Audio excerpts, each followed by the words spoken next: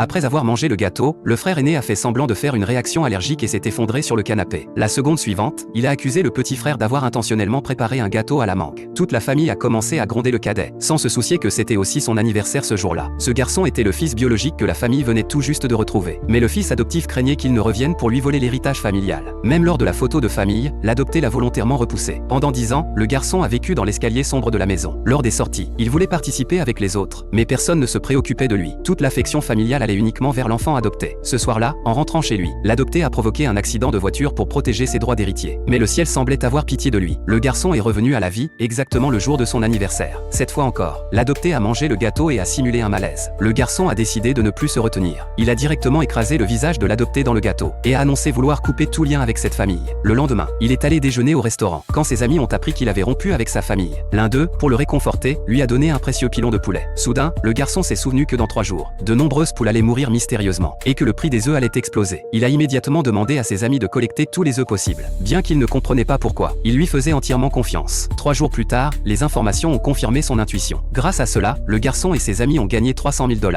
Pendant ce temps, ses sœurs ont remarqué son comportement étrange lors de l'anniversaire. Elles ont voulu en savoir plus sur leur frère biologique. Quand une domestique leur a révélé qu'il avait vécu 10 ans dans l'escalier et qu'il devait faire de petits boulots pour survivre, l'aîné a été profondément choqué. Elles sont donc parties à sa recherche. Mais lorsqu'elles l'ont retrouvé, il leur a annoncé qu'il avait rompu les liens et leur a demandé de ne plus jamais interférer dans sa vie. La deuxième sœur, furieuse, lui a donné une tape comme elle le faisait autrefois. Mais cette fois, le garçon est tombé au sol de douleur. Elles l'ont immédiatement conduit à l'hôpital. Cependant, plusieurs sœurs pensaient qu'il faisait semblant et sont parties une à une. Seul l'aîné est resté. Soudain, le médecin est sorti en urgence et a dit qu'une opération était nécessaire. Il a demandé une signature familiale. L'aîné a alors découvert que le garçon souffrait d'une myocardite grave, causée par 10 années de fatigue extrême et de malnutrition. Ce n'est qu'à ce moment-là qu'elle a compris. Personne dans la famille ne s'était jamais soucié de lui. Elle était submergée de remords.